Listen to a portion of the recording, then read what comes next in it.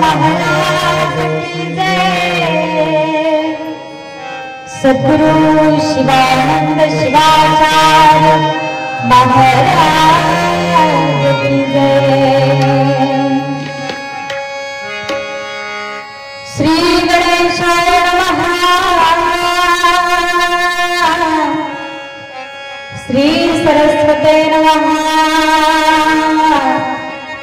श्री गुरुभ्यो नमः। जय जयाजी सदा शिवा परब्रह्म द्वयानंद वैभवा।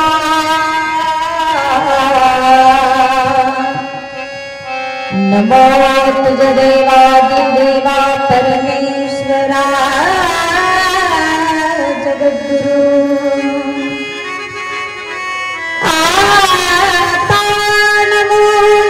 शक्ति जय जगन्माता पार्वती अज्ञ जनार्दनगति जिये अनुग्रहे वेदांतर शिवा परब्रह्मा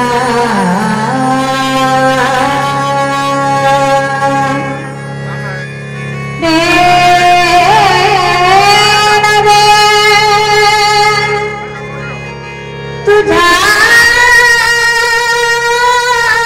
महिमा साकार होण्या पूर्वी से तो श्री सद्गुरु पे करुणा आदि नमो शिवगण। जय का अमर सर्वाभो तया से प्रेमे शरण में।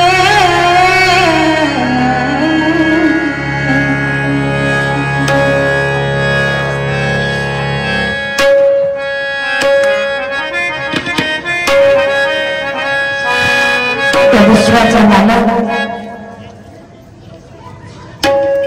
अनंत कोटी ब्रह्मांडाचा नायक भगवान शंकरांच्या चरणी नतमस्तक होऊन शिवाच्या पंचमुखापासून उत्पन्न झालेल्या पंचाचार्यातील प्रथम गणांना साष्टांग दंडवत करून कांती सूर्य जगज्योती महात्मा बसवेश्वर श्री संत शिरोमणी मन्मथ मौली श्री शिवलिंगेश्वर भगवंताच्या चरणी वंदन करून सद्गुरु लिंगैक्य बसवलिंग शिवाचार्य महास्वामी तुम्हा माझ्या श्रद्धेय गुरुमाऊली परमपूज्य सद्गुरु शिवानंद शिवाचार्य माऊलीस अनंत अनंत कोटी साष्टांग दंडवत समर्पित करून उपस्थित ज्येष्ठ स्वामी शिवकीर्तनकार प्रवचनकार संगीतकार गायनाचार्य मृदंगाचार्य पेटी मास्तर गावातील व पंचक्रोशीतून आलेली भजनी मंडळ तुम्हा सर्व सद्भक्तांच्या हृदयामध्ये तेवत असलेल्या शिवज्योतींना साष्टांग दंडवत समर्पित करून आपण आपल्या या शिवकथेला प्रारंभ करू। सर्वांनी हात जोडायचे आहेत। ओम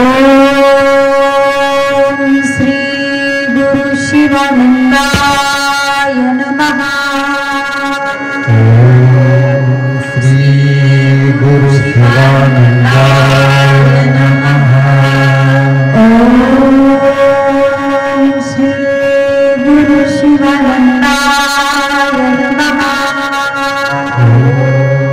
श्री गुरु शिवानंदाय नमः। ओम श्री गुरु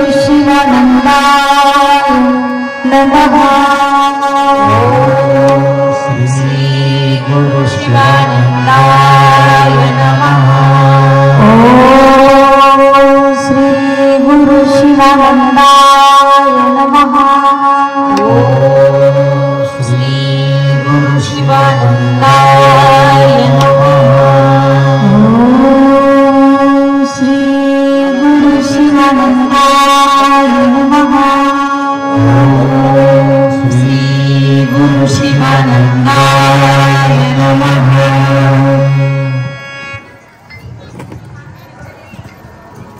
खरोखरच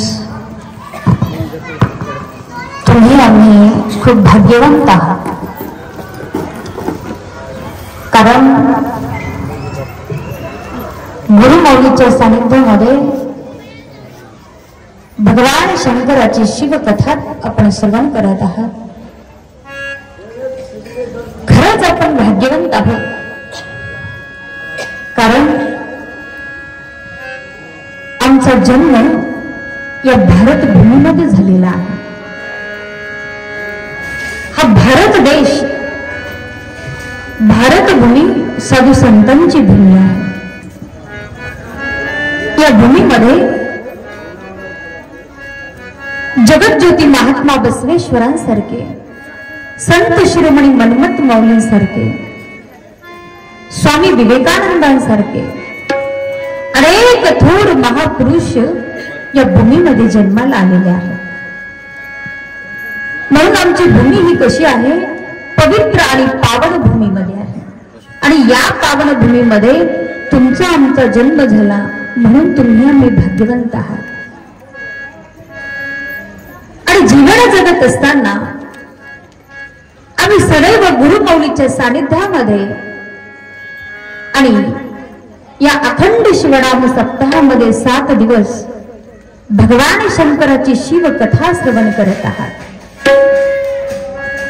आपल्या सप्ताहाचा आजचा 7वा दिवस। पाहता पाहता 7 दिवस कधी गेले कळालंच नाही। शिवकथेचाही शेवटचा दिवस आहे।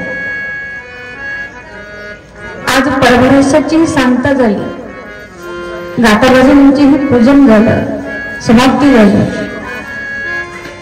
आजचा हा 7वा दिवस आणि उद्याचा 8वा दिवस। आजचा 7वा आणि उद्याचा 7 दिवस 8वा। आता पहिल्या दिवसापासून आम्ही 7व्या दिवसापर्यंत जेवढंही काही आम्ही श्रवण केलेलं आहे ते श्रवण केलेलं आमच्या अंतःकरण वृत्तीमध्ये ठेवून जीवनामध्ये आम्हाला त्याचा उपयोग करायचा आहे। एवढंच नाही,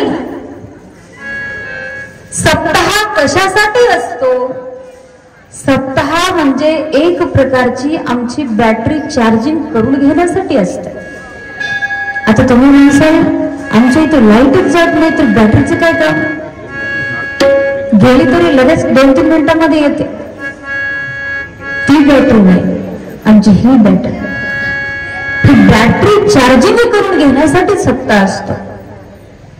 आणि या 7 दिवसामध्ये जेवढं काही श्रवण केलेलं आहे, जेवढी काही आमची बॅटरी चार्जिंग करून घेतलेली आहे, या बॅटरीचा उपयोग पुढच्या वर्षी सप्ताह येईपर्यंत करायचा आहे।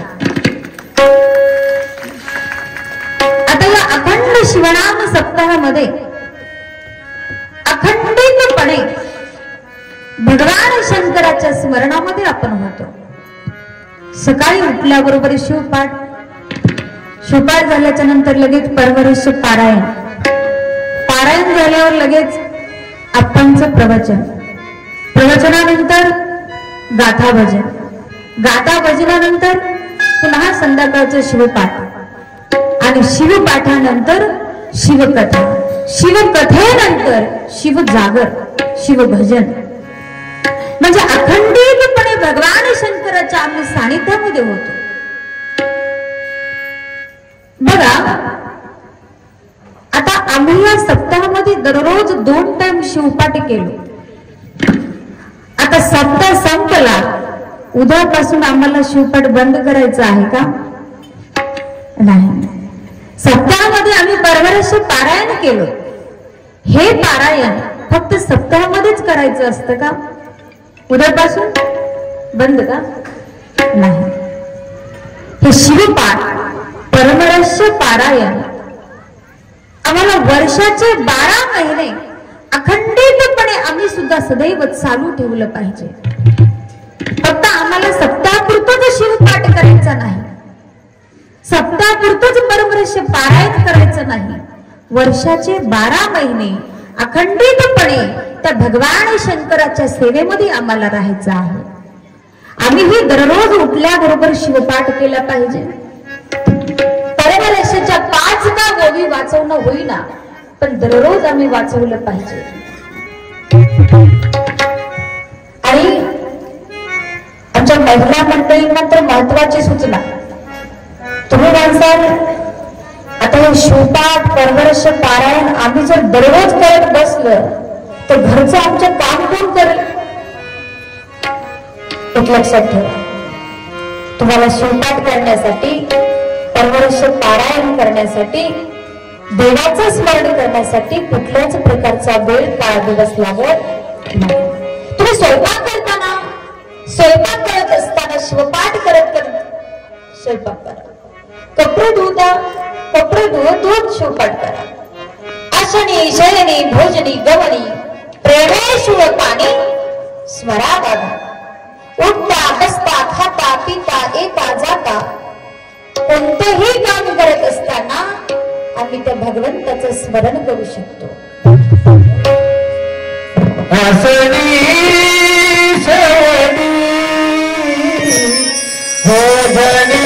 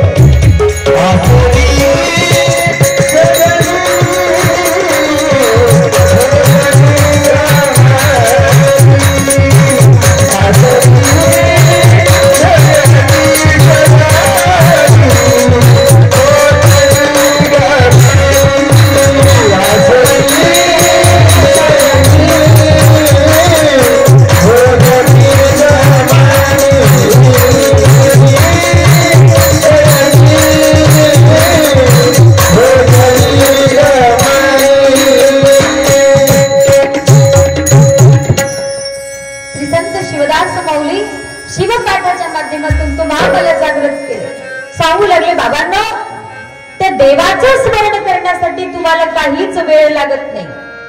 आशनी शयनी भोजनी गमनी, उठता बसता खाता पिता कोणतंही काम करत असताना त्या देवाचं स्मरण करता येतं.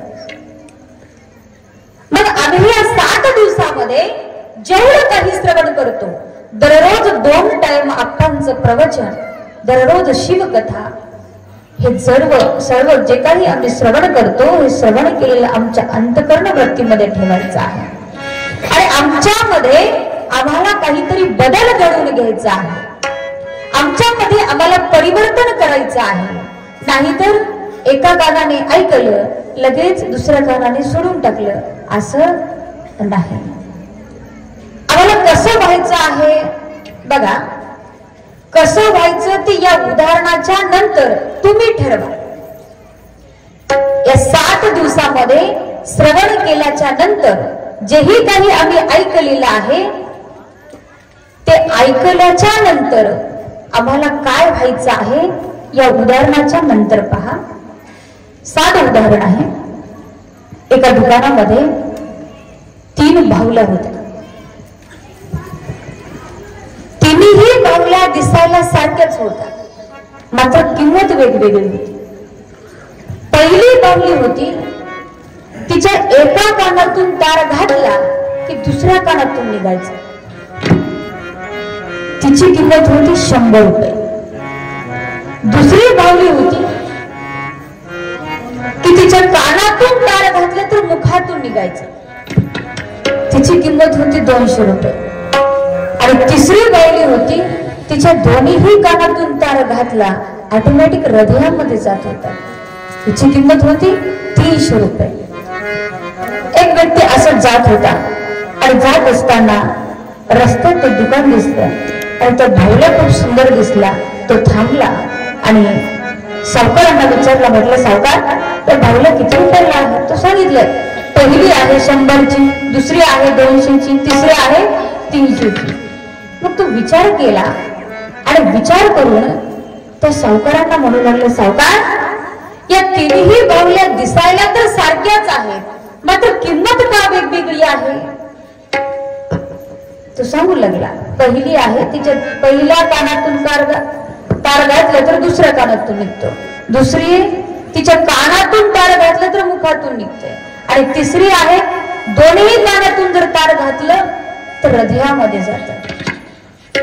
मग आम्हाला कोणती बाहुली व्हायचं आहे? पहिली का दुसरी का तिसरी? हा, धनी फुंकले सोनारे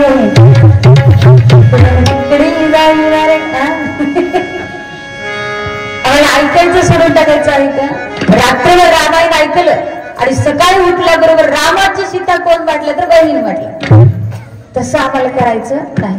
आम्हाला पहिलीही बाहुली व्हायचं नाही, दुसरीही व्हायचं नाही, आम्हाला व्हायचं आहे तिसरी बाहुली. ऐकिले ते धरा झाली, ऐकिले ते धरा झाली, ऐकिले ते धरा झाली, ऐकिले ते धरा झाली, ऐकिले ते धरा झाली, ऐकिले ते धरा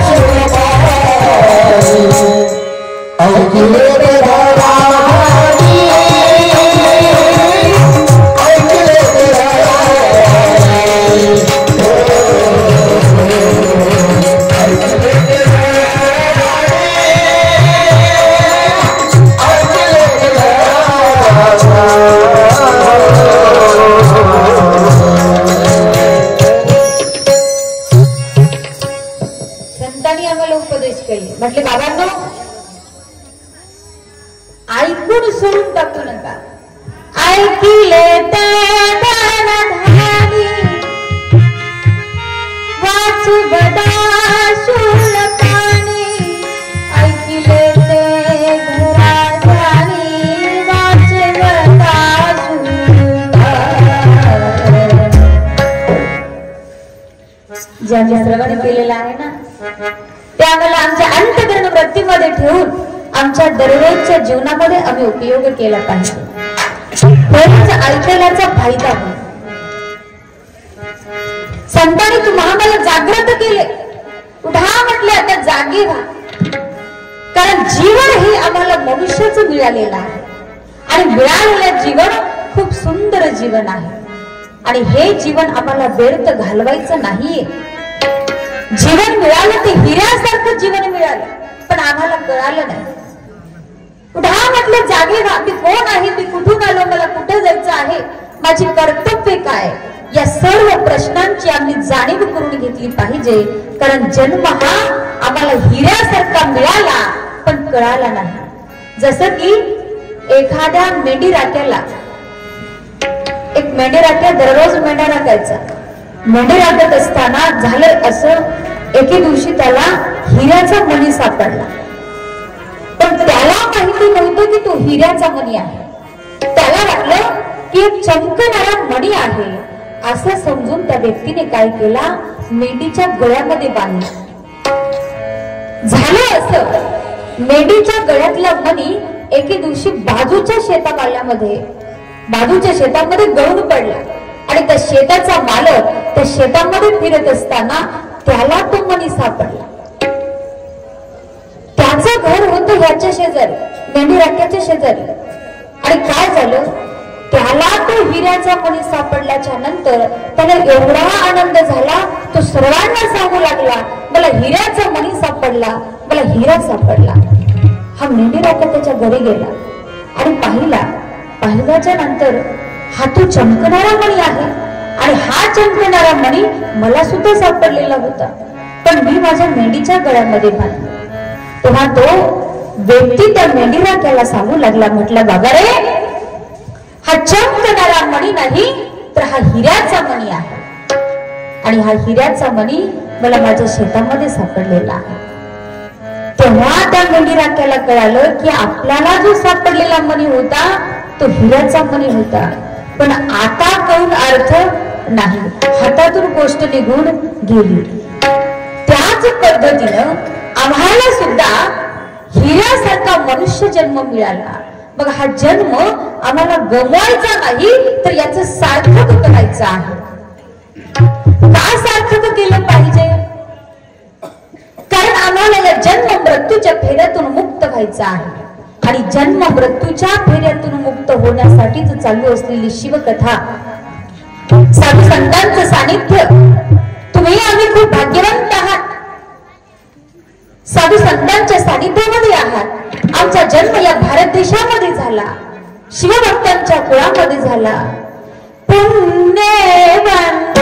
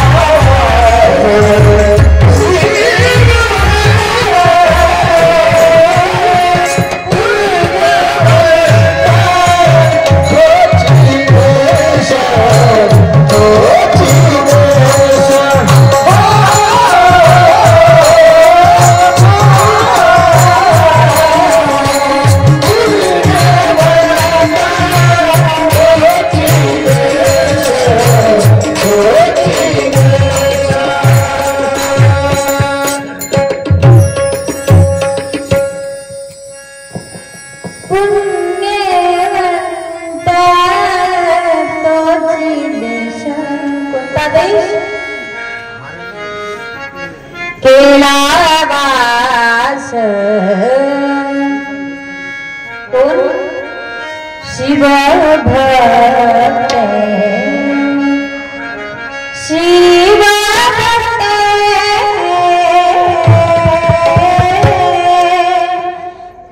असं वाटत आहे बोललं बंद करा गायनच चालू ठेव कारण आज वादनाला काही कमी नाही शेवटचा दिवस आहे हा तुम्ही काही कमी नाही तुम्ही रात्रभर तरी सांगितलं तरी ऐकतच सांग ऐकत हा चलू द्या रात्रभर 7वा दिवस अखंड जागर शिव जागर नक्की आम्हाला भगवान शंकर प्राप्त झाल्याशिवाय राहणार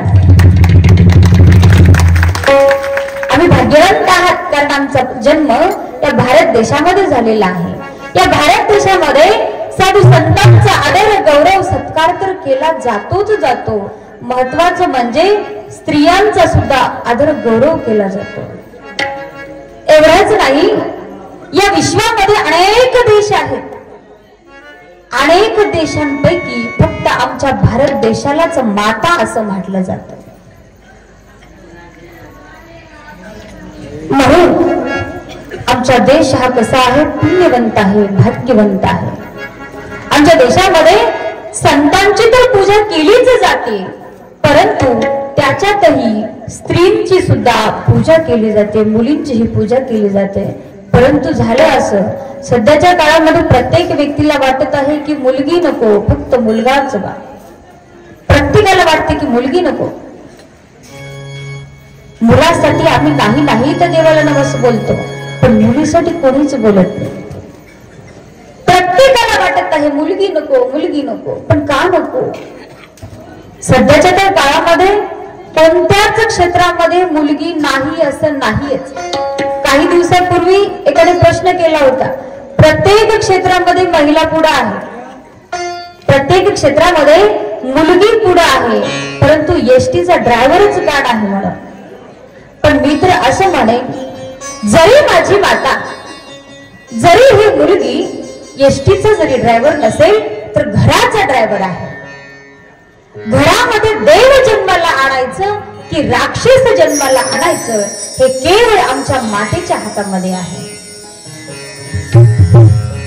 म्हणून मुलीला जन्म द्या मुलीची हत्या करू नका कारण आमचा जन्म भारत देशामध्ये झालेला आहे आणि आमची भारतभूमी साधू संतांचे विचार आम्हाला काय सांगतात तर आमच्या जीवनाचं सार्थक करून घेण्यासाठी उपदेश करतात म्हणून आम्हाला आता जागृत व्हायचं आहे सावध व्हायचं आहे आणि सावध होऊन त्या अनंत कोटी ब्रह्मांडनायक आशुतोष भगवंताशी एकनिष्ठ व्हायचं आहे का व्हायचं आहे कारण या जन्म मृत्यूच्या फेऱ्यातून आम्हाला मुक्त व्हायचंय आणि या जन्म मृत्यूच्या फेऱ्यातून मुक्त होण्यासाठी त्या भगवान शंकराला शरण जावंच लागतं जोपर्यंत आम्ही त्याला शरण जाणार नाही तोपर्यंत आमचं कल्याण होणार नाही तर भगवान शंकर कसा आहे कल्याणी स्वरूप कल्याणी स्वरूप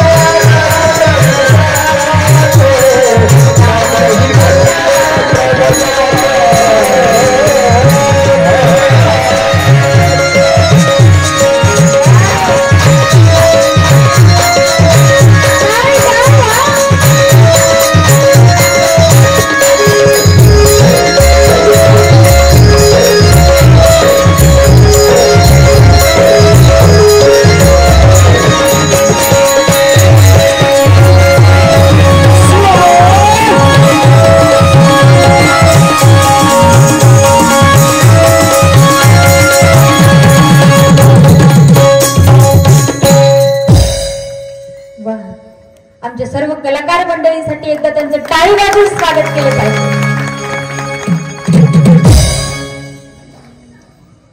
कारण एखाद्या ठिकाणी जर कुस्ती खेळायला गेलं तिथं वाजवलं तरच इच्छा निर्माण होते कुस्ती खेळायची.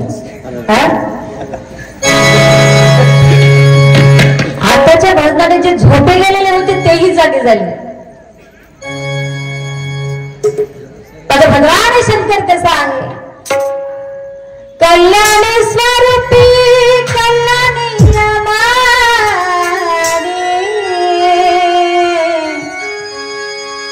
नाग ही कल्याण प्रदजाचे. भगवान शंकर हा खूप गोळा आहे आणि अशा या गोळ्या महादेवाला प्रसन्न करून जर घ्यायचं असेल, आमच्या जीवनाचं कल्याण जर करून घ्यायचं असेल तर त्या भगवंताला आम्ही शरण गेलं पाहिजे. जर आम्ही त्याच्या जवळ शुद्ध भावनेने जर गेलो नक्की आमच्या जीवनाचं हित झाल्याशिवाय राहणार. पण हे हित करून घेण्यासाठी सदैव आम्हाला चांगले विचार करावे लागतील, चांगले कर्म करावे लागतील. एवढंच नाही, आम्ही जीवन जगत असताना आमच्यापासून इतर लोकांना त्रास होणार नाही असं आम्ही जगलं पाहिजे. पण आम्ही कसं जगतो, एखादा व्यक्ती जर पुढे जात असेल, एखादा व्यक्ती जर आनंदामध्ये असेल, एखादा व्यक्ती जर सुखामध्ये असेल, त्याच्या सुखामध्ये कसं दुःख येईल, त्याला अडथळा कसा येईल असाच विचार बरेचसे लोक करत नाही. पण एक लक्षात ठेवा, जोपर्यंत दुसऱ्याच्या सुखामध्ये तुम्ही सुख मानणार नाही, जोपर्यंत दुसऱ्याच्या दुःखामध्ये तुम्ही दुःख मानणार नाही, तोपर्यंत आम्हाला ब्रह्मानंदाची प्राप्ती होणार नाही. आमचा धर्म काय शिकवतो, आमचा धर्म आम्हाला काय सांगतो, चांगले विचार करा, चांगले कर्म करा, सर्वांवर प्रेम करा.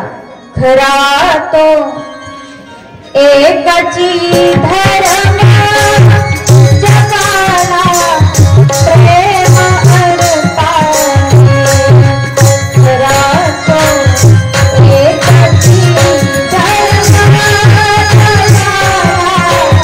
प्रेम अर्पावे. खरा तो एकाची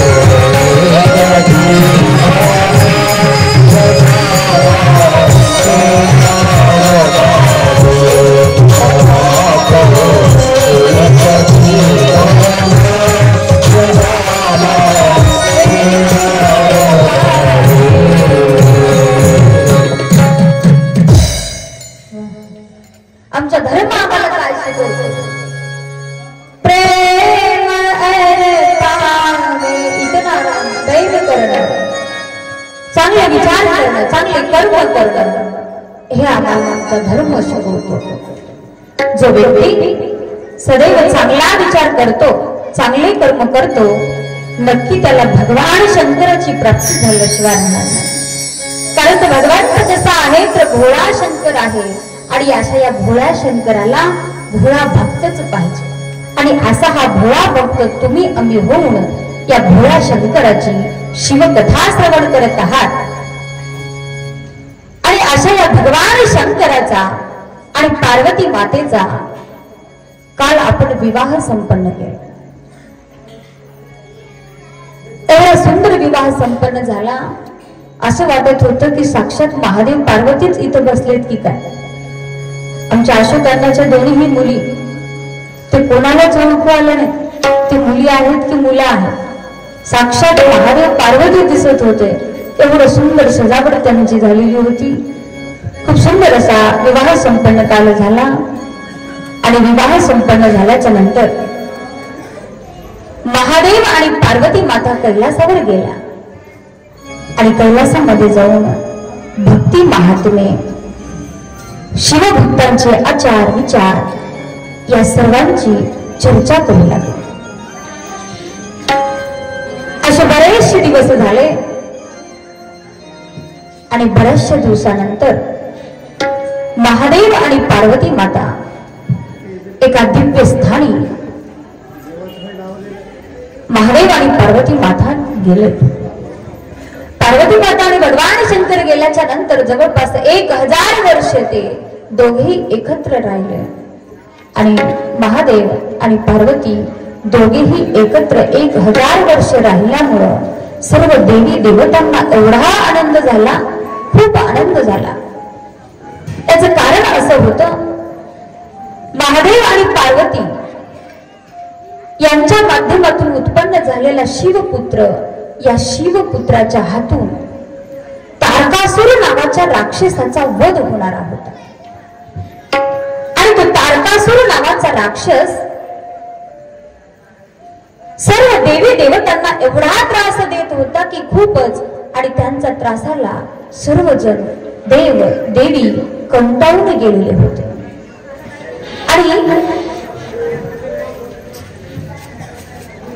तो तारकासुर असा हा त्रास देत असताना सर्व देवी देवता ब्रह्मजींजवळ गेले आणि ब्रह्मजींना सर्व काही हकीकत सांगितली.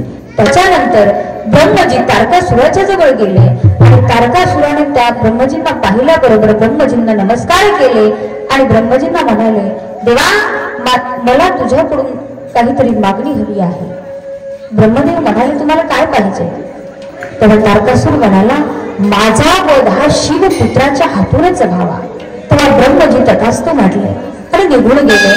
अशा प्रकारे शिवपुत्रापासून या तारकासुराचा वध होणार आहे. महादेव आणि पार्वती माता जवळपास 1000 वर्ष राहिल्यानंतरही शिवपुत्राची उत्पत्तीच झाली नाही. महादेव आणि पार्वती माता वापस आले. वापस आल्याच्या नंतर कैलासामध्ये सर्व देवी देवता गेल्या आणि गेल्यावर महादेव शंभू महादेवाला सर्व देवी देवता विनंती करू लागले, प्रार्थना करू लागले. म्हटले, देवा तारकासुर नावाचा राक्षस आम्हाला खूप त्रास देत आहे आणि त्यांचा वध शिवपुत्रापासून होणार आहे, म्हणून शिवपुत्राची उत्पत्ती व्हावी. भगवान शंकर हे भोळे आहे आणि अशा या भोळ्या महादेवाला अन्याय अत्याचार दुसऱ्याला दिलेला त्रास सहन होत नाही. तेव्हा महादेवही त्यांची प्रार्थना विनंती मान्य केली आणि त्यानंतर महादेव त्या सर्व देवी देवतांना म्हणू लागले, माझ्यापासून शिवपुत्राची उत्पत्ती होईल, परंतु माझं तेज वीर्य कोण धारण करेल? तेव्हा सर्व देवी देवता अग्नीला म्हणू लागले, हे अग्नी, या सृष्टीचं कल्याण करून घेण्यासाठी, आपल्या सर्वांना सुखाची प्राप्ती करण्यासाठी तुम्हाला हे तेज ग्रहण करावं लागेल, वीर्य ग्रहण करावं लागेल. अग्नीनेही ते मान्य केले. ज्या वेळेस महादेव असं बोलत होते, महादेवाचं तेज वीर्य खाली जमिनीवर पडलं आणि ते पारव्याच्या रूपाने अग्नीने ते ग्रहण केले. त्याच्यानंतर अग्नी ही सर्व देवी देवतांचं मुख आहे, म्हणून त्या मुखाच्या माध्यमातून सर्व देवी देवतांच्या शरीरामध्ये सुद्धा ते वीर्य गेलं. तेव्हा ब्रह्मजी आणि विष्णू भोलेनाथाकडे गेले आणि भोलेनाथाला प्रार्थना केली. म्हटलं, देवा आमच्या सर्वांचं मुख अग्नी असल्यामुळं, अग्नीने हे तेज ग्रहण केल्यामुळं आमच्या सुद्धा शरीरामध्ये हे वीर्य गेलेलं आहे आणि हे वीर्य आम्हाला सहन होत नाही. खूप आम्हाला त्रास होत आहे. आगडी सुद्धा महादेवाला शरण गेले आणि महादेवाला म्हणू लागले, हे महादेवा, मला हे तेज सहन होत नाही, मला खूप त्रास होत आहे आणि मी हे सहन करू शकत नाही. तेव्हा आगडीला महादेवाने सांगितले, जर तुला हे सहन होत नसेल तर तू एक काम कर, प्रयाग क्षेत्री जा आणि प्रयाग क्षेत्री जाऊन ऋषीजींच्या पत्नी 6 कृतिका होत्या आणि त्या कृतिकांच्या गर्भामध्ये हे तेज तुम्ही टाका. आगडी देवही तसेच केले. प्रयाग क्षेत्री निघाले, गेले प्रयाग क्षेत्री आणि थंडीचे दिवस होते. ते 6 कृतिका प्रयाग क्षेत्री स्नान करण्यासाठी आलेले होते. परंतु त्यांना खूप थंडी वाजत असल्यामुळे ते एका ठिकाणी जाळ लावले आणि तिथे शेकू लागले. शेकत असताना झालं असं, आगडीने जेही त्यांच्यामध्ये वीर्य होतं, तेज होतं, त्यांच्या रोमांचकामध्ये त्या अग्नीच्या माध्यमातून त्यांच्या शरीरामध्ये टाकले. अशा प्रकारे त्या 6 कृतिका गर्भवती झाल्या. काही दिवसानंतर त्या 6 कृतिकांना कळालं आपण गर्भवती झालो. त्यांचे पती त्यांना घरी येऊ नका असाही उपदेश केले. जोपर्यंत हा गर्भाचा तुम्ही त्याग करणार नाही तोपर्यंत तुम्ही घरी येऊच नका असं सांगितलेलं होतं. तेव्हा त्या 6 कृतिका काय करावं असा त्यांच्या समोर प्रश्न पडला आणि ते 6 कृतिका हिमालयावर गेले.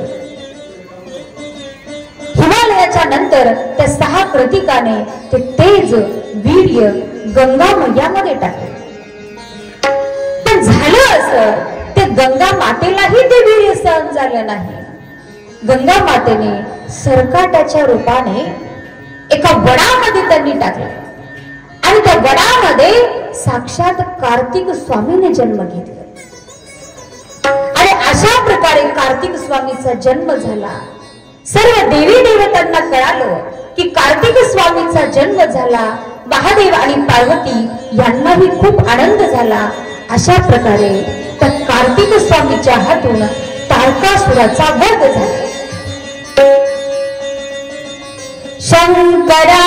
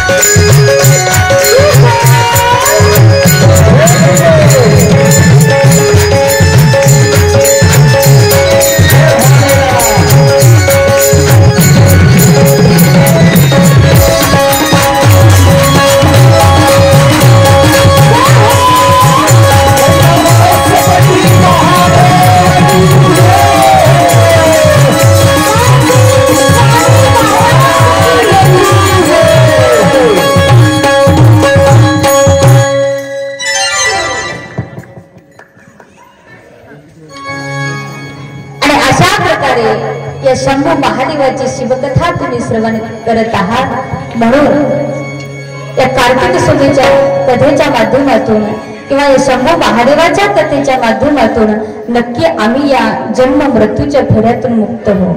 कारण एवढं सामर्थ्य, एवढी शक्ती या शिवकथेमध्ये आहे. तुम्ही इथे बसलात, शिवकथा श्रवण करत आहात म्हणजे तुम्ही सुद्धा एक प्रकारची भक्तीच करत आहात. नवविधाची भक्ती आहे. नवविधा भक्तीपैकी सर्वप्रथम जर भक्ती कोणती असेल तर श्रवण भक्ती आहे.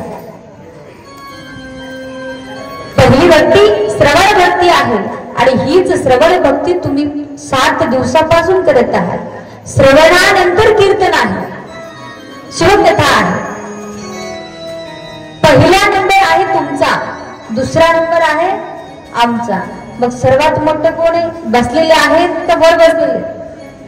हा झोपलेत की पहिला नंबर तुम्ही आणि 2 नंबरला आहात आम्ही. तुम्ही मोठे आहात, आम्ही लहान. मग मोठ्या व्यक्तीने लहान व्यक्तीला कसं सांभाळावं? झोपेदार पालन करत जावया देत. एक लक्षात ठेवा, तुम्ही शिवकथा श्रवण करत आहात, तुमच्या जीवनाचा तर हित होईलच होईल, तुमचं तर रक्षण होईलच, तुमच्या घराचं सुद्धा रक्षण भगवान शंकर करतात. एवढं सामर्थ्य शिवकथेमध्ये आहे. श्रवण केल्याचा परिणाम तुम्हाला एका साधं उदाहरणाच्या माध्यमातून सांगते. एका गावामध्ये असंच अखंड शिवनाम सप्ताह चालू होता. शिवकथा, शिवकीर्तन श्रवण केल्याचा परिणाम पाहतो. गावामध्ये सप्ताह होता. गावामध्ये एक मोठा व्यक्ती होता, सावकार होते. इथले सावकार नाही बरं, आमच्याकडचे सावकार. ते सावकार असे होते की कधीच वाजनाला यायचे नाही, कधीच कीर्तनाला यायचे नाही. भजन काय आहे, कीर्तन काय आहे हे त्यांना काहीच माहिती नव्हतं. परंतु त्यांच्याकडे गावामध्ये सप्ताह चालू होता. सप्ताहाच्या कमिटीने पहिल्या दिवशी त्यांना आमंत्रण दिलं. म्हटलं, सावकार आपल्या गावामध्ये सप्ताह आहे, तुम्ही या कीर्तन ऐकायला, शिवकथा ऐकायला. तो म्हटलं दुसऱ्या दिवशी. दुसऱ्या दिवशी म्हटलं तर सांगितलं तिसऱ्या दिवशी. तिसऱ्या दिवशी म्हटलं तर 4था दिवस म्हटला. म्हणत म्हणत म्हणत 7वा दिवस आला आणि 7व्या दिवशी असंच शिवकथा होती. शिवकथेमध्ये तो कधी नाही ते आला.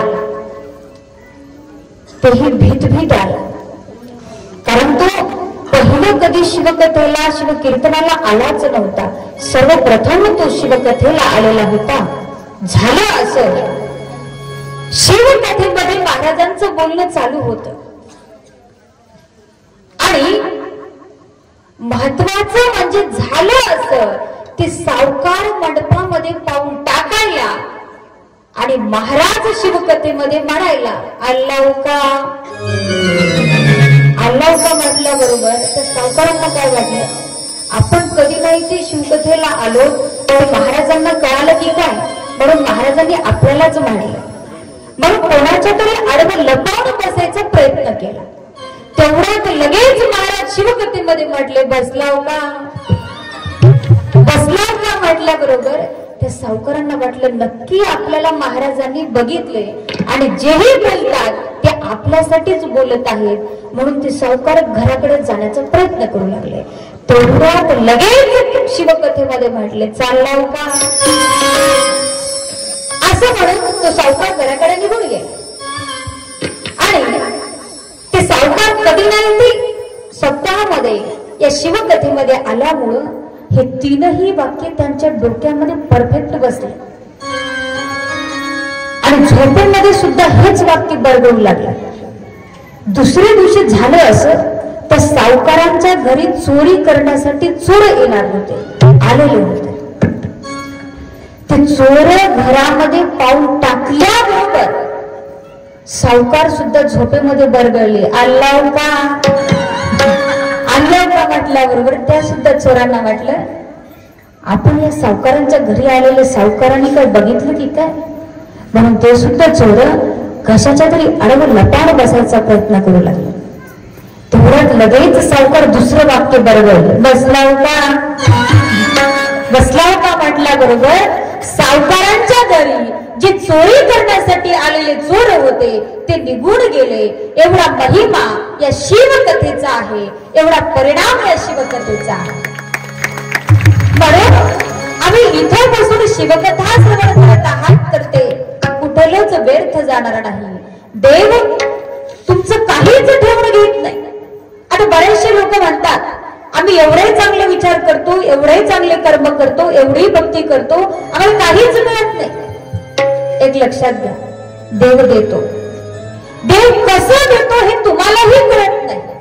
एवढा असा हा भोळा शंभू महादेव आहे. या शंभू महादेवाची अत्यंत प्रेमळ मनाने शुद्ध भावनेने त्याची भक्ती करा. नक्की तो देव तुम्हाला तुमच्या जीवनामध्ये कल्याण केल्याशिवाय राहणार नाही. कल्याण करून घेण्यासाठीच चालू असलेली शिवकथा श्रवण करत असलेले शंभू महादेवाचं चरित्र.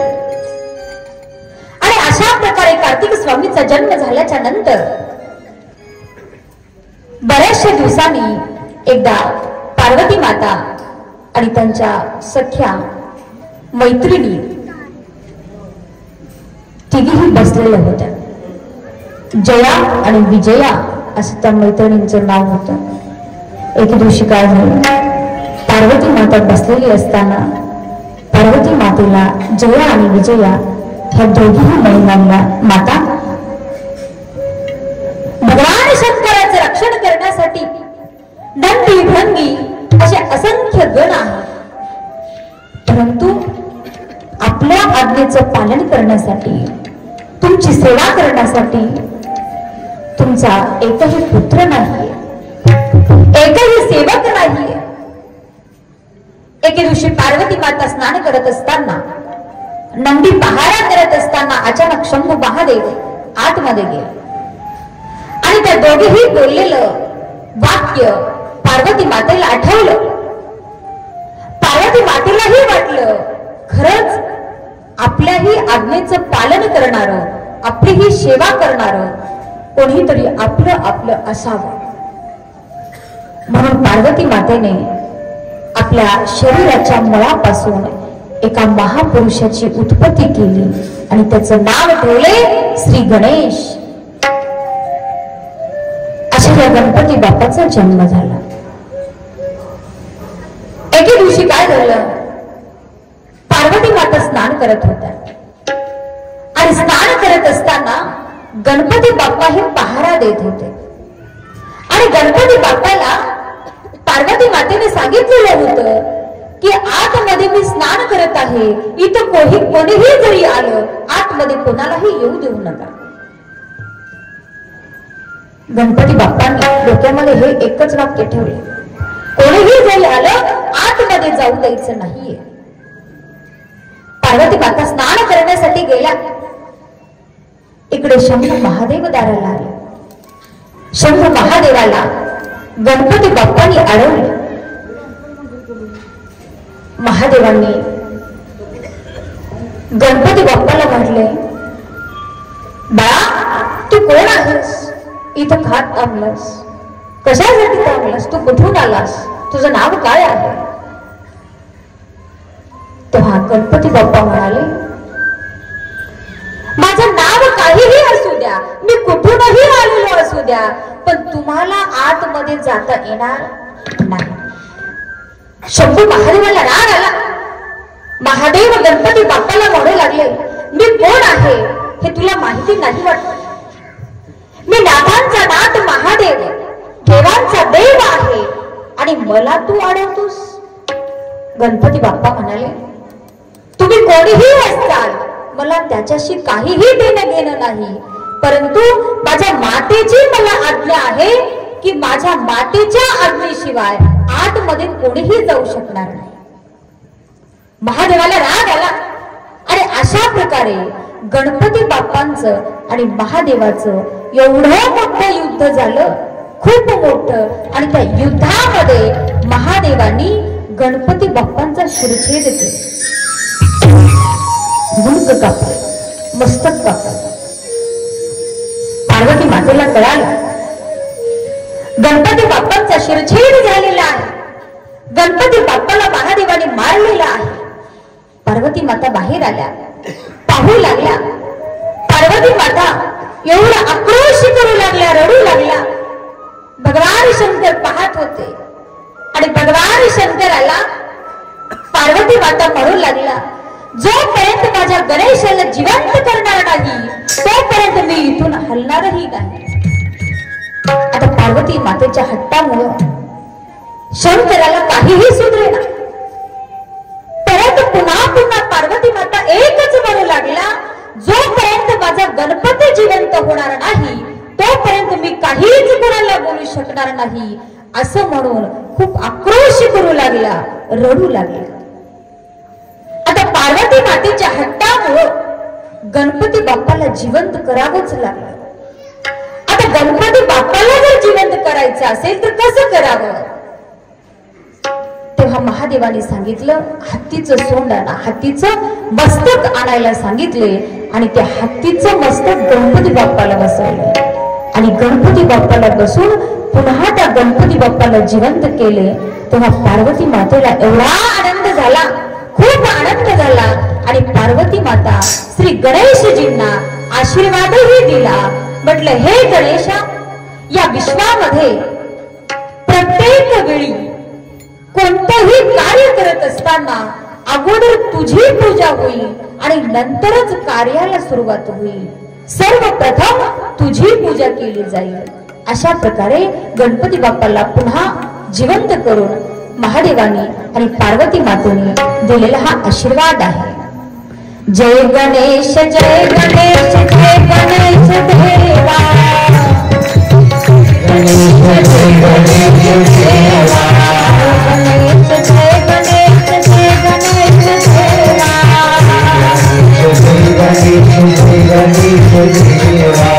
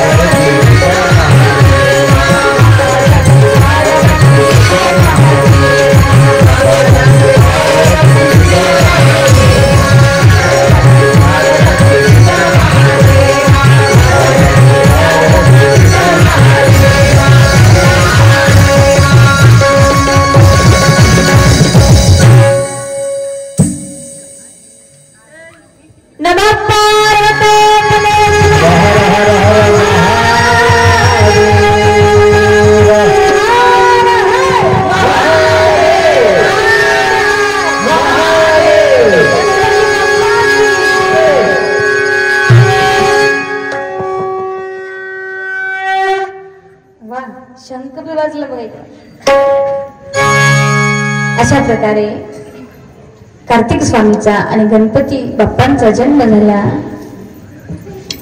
आणि तदनंतर श्री गणेश, कार्तिक स्वामी, महादेव आणि पार्वती सुंदर असं कुटुंब आणि अशाच प्रकारे पहिल्या दिवसापासून इथपर्यंत तुम्ही शिवकथा श्रवण केला.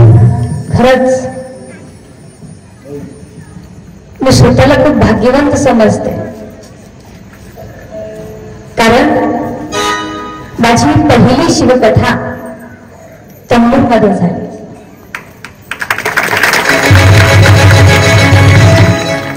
पहिलं खूप कीर्तन केले, परंतु एक मध्ये 2-3 वर्षाचा गॅप आहे आणि सहज बोलता बोलता ही शिवकथा ठरली. आणि ही शिवकथा पहिलं मी कुठेही केलेली नाहीये आणि प्रथम शिवकथा इथं करण्याचा योग आला. म्हणून या शिवकथेच्या माध्यमातून माझे गुरुमाऊली मला जशी बुद्धी दिले त्या पद्धतीनं ही शिवकथा मी तुमच्यापर्यंत पोहोचवण्याचा प्रयत्न केलेला आहे. म्हणून बोलत असताना, सांगत असताना जर माझे एखादे शब्द चुकीचे गेले असतील तर त्या माझ्या वाणीचा दोष म्हणून मला परत द्या. जे शब्द तुम्हाला चांगले वाटले ते ग्रहण करून घ्या. आणि खरोखरच आमच्या या कलाकार मंडळींनी खूप सुंदर साथ केलेली आहे. सुंदर अशा ऑर्गनची साथ केलेले आमचे या गावचे भूमिपुत्र आमचे गजानन दादा भंडारे यांचे टाळीवाजून स्वागत केलं पाहिजे. त्याच्यानंतर सुंदर अशी तबल्याची साथ केलेले मुळी बाप होता ज्ञानी तेव्हा लागलो ह्या ध्यानी ओवीप्रमाणे सुंदर अशी तबल्याची साथ केलेले आमचे तबला वादक आदरणीय शोभक्ती परायण प्रल्हाद दादा यांनीही खूप सुंदर अशी साथ केलेली आहे. तदनंतर यांच्याही साठी टाळीवाजून स्वागत केलं पाहिजे. आमचे वादक सुंदर अशी साथ त्यांची केलेली आहे आमचे मारुती अण्णा, यांच्याही साठी टाळी वाजवा.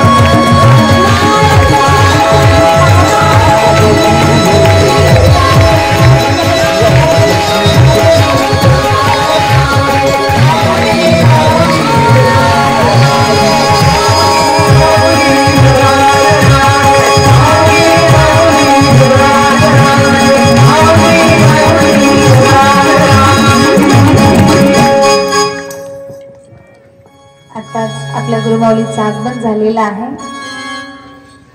खरंच तंबूरला यायचं होतं 3-4 महिन्यापासून तंबूरला जायचं आहे, आप्पाजवळ जायचं आहे, आप्पाजवळ जायचं, आप्पाजवळ जायचं म्हटलं. पाहता पाहता 7 दिवस निघून गेले. आता असं वाटतंय की बाहेरून सासरला जाताना कसं वाटतंय, असं वाटत आहे की फक्त माझ्या गुरुमौलीला पाहतच बसावं. काय माझ्या गुरुमौलीचा अवतार आहे, साक्षात महादेवाचा अवतार. खरंच गुरुमौलींसाठी काय आहे, ते जेही काही करतात ते सर्व फक्त फक्त आमच्यासाठीच आहे, त्यांच्यासाठी काहीच नाही. काय माझ्या माऊलींचा त्याग आहे, माझ्या माऊलींचं जेवढंही काही वर्णन करावं, वर्णन करण्यासाठी माझे शब्द अपुरे पडतात. खरंच आपण भाग्यवंत आहात, कारण सद्गुरु शिवानंद शिवाचार्य माऊलींसारखे गुरु तुम्हाला प्राप्त झाले.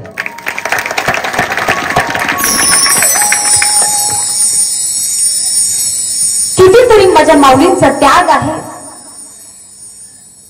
दररोज मी पाहते त्यांचा प्रसाद, त्या प्रसादामध्ये मीठ नाही, मिरचू नाही. एखाद्या वेळेस आमच्या भाजीमध्ये थोडस तेल जरी कमी पडलं तर आम्ही खात नाही. परंतु माझ्या माऊलींचा प्रसाद जर बघितलं, पाहिलं, खाल्लं, डोळ्यामध्ये अश्रू येतात. एवढा त्याग कोणासाठी आहे, फक्त तुमच्या आमच्या जीवाचं कल्याण व्हावं, भक्तासाठी, शिष्यासाठीच माझ्या गुरुमौलीचा त्याग आहे. आणि अशा या गुरुमौलीच्या सानिध्यामध्ये तुम्ही आम्ही आहात. आणि मी स्वतःला खरंच धन्यवंत, पुण्यवंत, भाग्यवंत समजते. अशा या गुरुमौलींच्या समोर मला पहिली शिवकथा करण्याचा योग आला. सहज आप्पाजी बोलत होते आणि बोलत असताना मला वाटले यावर्षी कीर्तनाच्या ऐवजी शिवकथा ठेवायची. मी म्हटलं आप्पा, मला शिवकथा कशी जमेल, कारण पहिलेच 2-3 वर्षाचा गॅप आहे आणि त्यानंतर शिवकथा मी पहिला कुठे केलेलीच नाहीये. पहिली शिवकथा मला जमेल का? आप्पा म्हणाले, जमेल तू कर. आणि मी जसं जमेल तसं मी शिवकथा केले. हा सर्व प्रसाद, हा सर्व आशीर्वाद माझ्या माऊलींचा आहे. म्हणून माझी गुरुमाऊली जशी मला बुद्धी दिले त्या पद्धतीनं ही शिवकथा तुमच्यापर्यंत पोहोचवण्याचा मी प्रयत्न केलेला आहे. आणि ही शिवकथा सादर करत असताना उपस्थित सर्व गायक वादक मंडळी, आज आवर्जून उपस्थित असलेले आमचे गंगाधर दादा, शेवाळेकर दादा तर आहेतच, त्यानंतर आमचे दिगंबर काका, शिवलिंग अप्पा आणि सतत पहिल्या दिवसापासून व्हिडिओ तयार करत असलेले, व्हिडिओ शूटिंग करत असलेले आमचे लक्ष्मण भांडारे सर, तसेच आमचे आकाश भाऊ. आपला हा कार्यक्रम जगाच्या कानाकोपऱ्यात पोहोचण्याचा जे माध्यम आहे, व्हिडिओ शूटिंगच्या माध्यमातून भांडारे सर आणि आकाश भाऊ करत आहेत. तसेच आज आमच्या गावातूनही बरेचसे मंडळी आवर्जून उपस्थित आहेत. आमच्या गावचे PSI सर तेही आज आवर्जून उपस्थित आलेले आहेत. त्यानंतर आमच्या गावचे सरपंच, बरेचसे मंडळी आलेले आहेत. बऱ्याचशा गावातून आज पंचक्रोशीतून आलेले लोक, शिवभक्त मंडळी, आणि तुम्ही सुद्धा खूप सुंदर अशी साथ केला. तुम्हाला सुद्धा धन्यवाद. तुमच्यासाठी, श्रवण करणाऱ्या मंडळींसाठी आम्ही एकदा त्यांचं टाळी वाजवून स्वागत करतो. त्याच्यानंतर लास्टला आहे आमची साऊंड सिस्टीम, कारण आमची साऊंड सिस्टीम वाले नाराज होतील बरं का. मेन आहे आमची साऊंड सिस्टीम. संजय अप्पा सुंदर असे सेटिंग, सुंदर अशी साथ साऊंड सिस्टीमचीही झाली, त्यांनाही खूप धन्यवाद. आणि अशा प्रकारे बोलण्याच्या ओघामध्ये काही जणांचं जर मी नाव घेतले नसेल तर नाराज होऊ नका, कारण सर्वांचं नाव घेणं शक्य नाही. म्हणून आपल्या सर्वांच्या जीवनामध्ये सुख, शांती, ऐश्वर्य लाभो एवढीच प्रार्थना सद्गुरु माऊलींच्या चरणी करून झालेल्या सेवेला इथेच पूर्ण विराम. शिव माझा वाचा माझा वाचा